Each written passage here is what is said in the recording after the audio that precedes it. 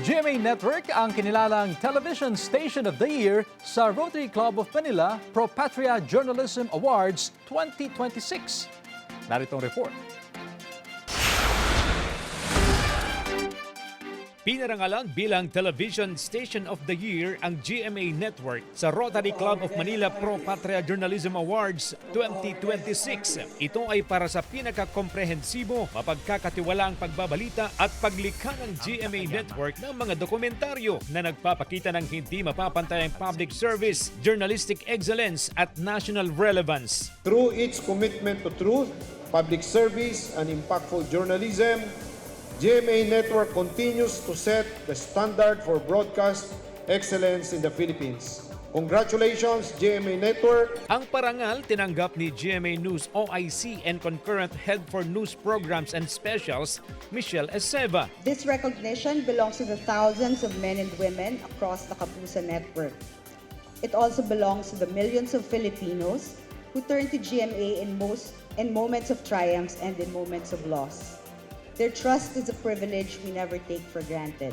Dagdag pa ni Seva, lumalakas ang demokrasya kapag may access ang mga mamamayan sa mga mapagkakatiwalaang impormasyon. Ang parangal aniyang ito ay nagpapaalala na ang kalayaan ng mga mamamahayag ay hindi maihihiwalay sa kalayaan ng ating mga mamamayan.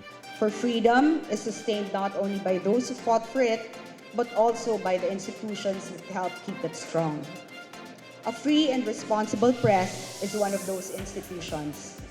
Asahan po ninyo na kami sa GMA News, dito po sa GMA Network, ay mananatiling walang kinikilingan, walang pinoprotektahan, noon at ngayon, serbisyong totoo. Pinarangalan naman bilang Television Broadcaster of the Year si award-winning Kapuso journalist Atom Araulio. Pinasalamatan niya ang mga nakatrabaho, ang GMA Network at ang Rotary Club of Manila para sa pagkilala nito sa halaga ng malaya at independent press. Ang Rotary Club of Manila Pro Patria Journalism Awards ay kumikilala sa mga mamamahayag at media institutions na kumakatawan sa makatotohanan at responsableng pamamahayag. I hope we will maintain the kind of level, and the level of journalism, the truthful reporting that we undertake day in, day out, dahil you more than anyone else know that this is what we need in our country today. CJ Torida, One North, Central Luzon.